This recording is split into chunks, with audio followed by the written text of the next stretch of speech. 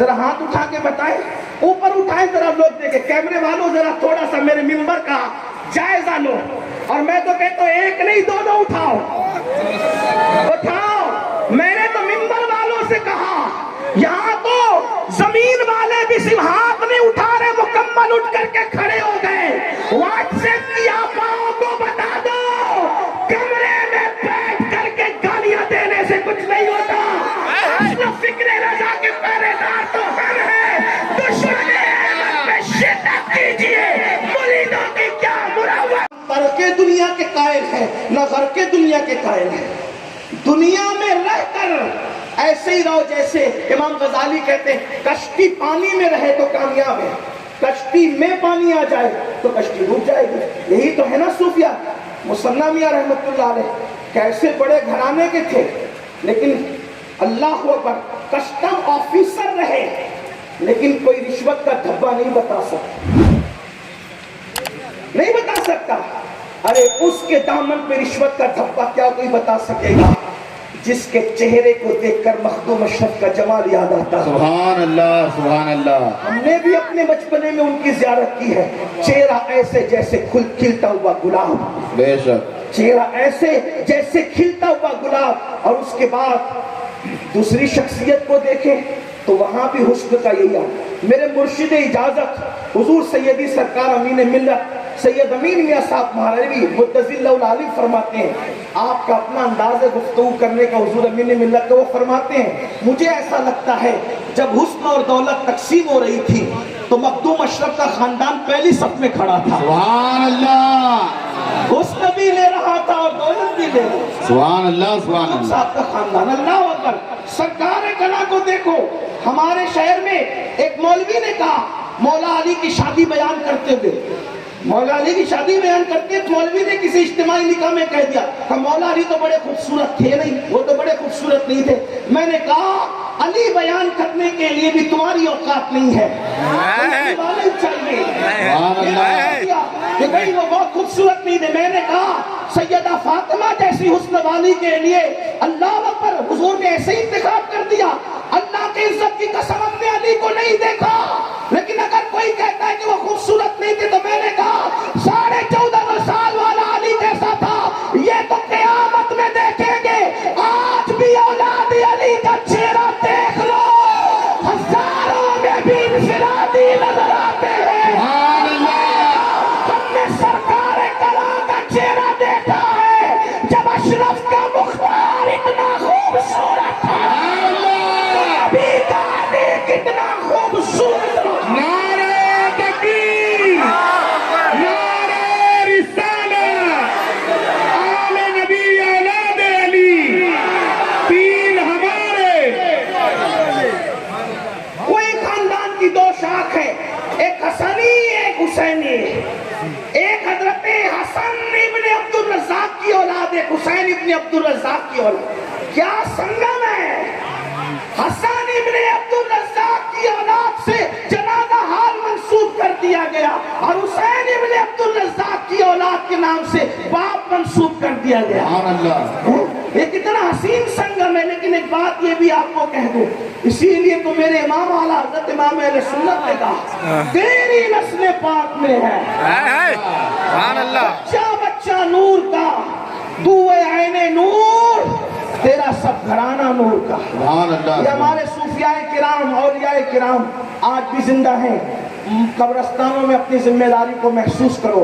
اور جاتے جاتے ایک آخری بات عرض کر دوں، یاد رکھنا حضور معین المشائخ ہوں یا حضور مصنع میاں ہوں یا حضور سرکار کلا ہوں یا سنی دعوت اسلامی ہوں، ہم سب لوگ عقیدے کے معاملے میں فکر امام احمد رضا کے پہرے دار ہیں.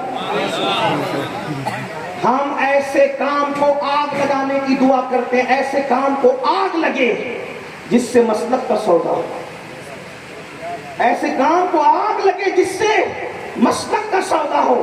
الحمدللہ حضور مصنع میاں بھی ساری زندگی فکر رضا پر پہرا دیتے رہے اور ان کے شہزادے اور جانشین گواہ وہ بتائے. حضور سرکار کلا بھی پوری زندگی فکر رضا پر پہرا دیتے رہے.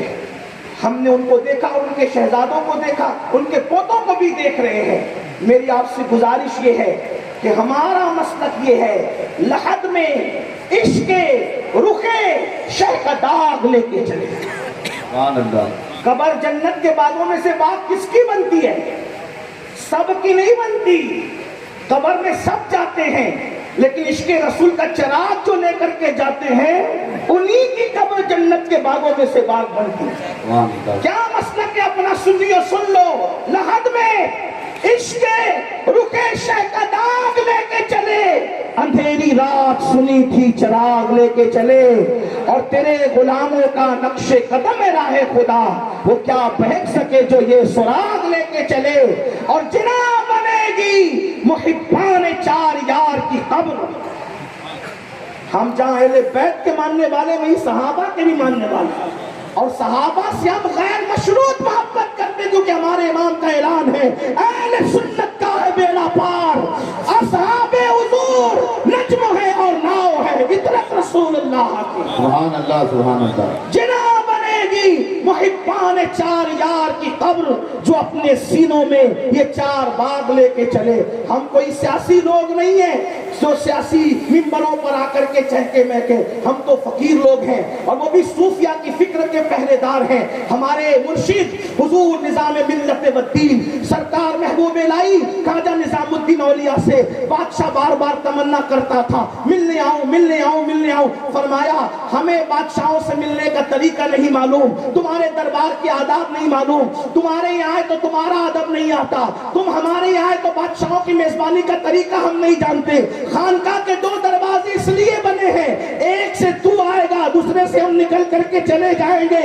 اور اس مخدوم کے غلام جسے دنیا تاریخ السلطنت مخدوم اشرف جہانگیر سمنانی کہتی ہے, جو قدوۃ الکبریٰ ہے, جو ولیوں کا اپنے زمانے کا بےتاج بادشاہ ہے, جو اپنے اولیاء اللہ میں جو اپنے دور میں تابعی ہے تابعی, مخدوم اشرف جہانگیر سمنانی کی انفرادی شان یہ ہے کہ وہ تابعی ہے, تابعیت کا مقام رکھتے ہیں.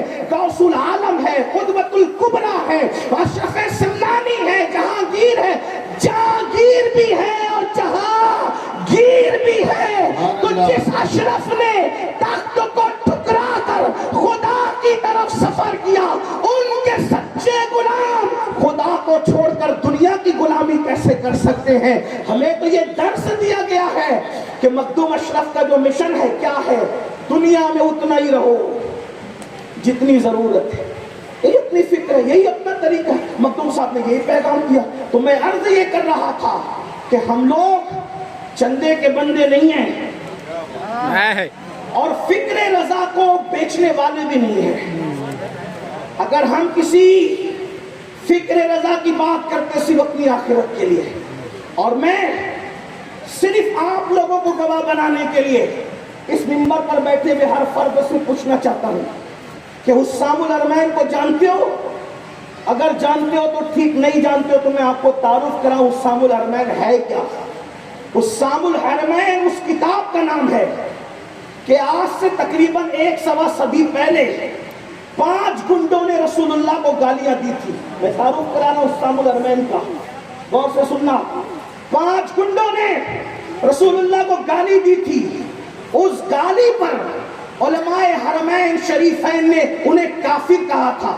اس کتاب کو حسام الحرمین کہتے ہیں. ذرا ہاتھ اٹھا کر, اگر تم متفق ہو میری بات سے تو, ورنہ کوئی بات نہیں, ہاتھ اٹھا کر بتاؤ جس کتاب میں رسول اللہ کو گالی دینے والے گنڈوں کو حرمین شریفین مکے مدینے کے علماء نے کافر کہا اور اس کو امام اہل سنت نے شائع کیا, اس حسام الحرمین سے کتنے لوگ متفق ہیں؟ ذرا ہاتھ اٹھا کے مجھے بتائیں, ذرا ہاتھ اٹھا کے بتائیں.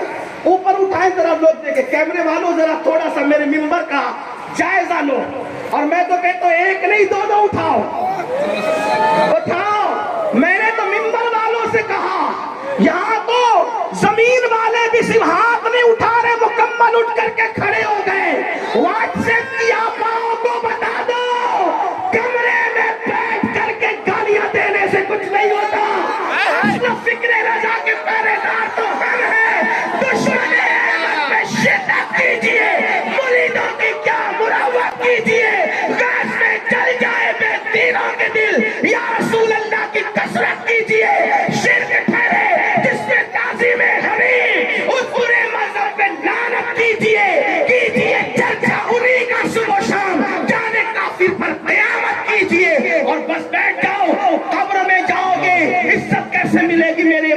کہتے ہیں نکیرین کرتے ہیں تعظیم میری، فدا ہو کے تجھ پہ یہ عزت ملی ہے۔ میرا وقت ختم ہوا، 5 منٹ زیادہ لیا، اس کے لیے میں معذرت چاہتا ہوں۔ السلام علیکم ورحمۃ اللہ وبرکاتہ۔ اب بغیر کسی تاخیر کے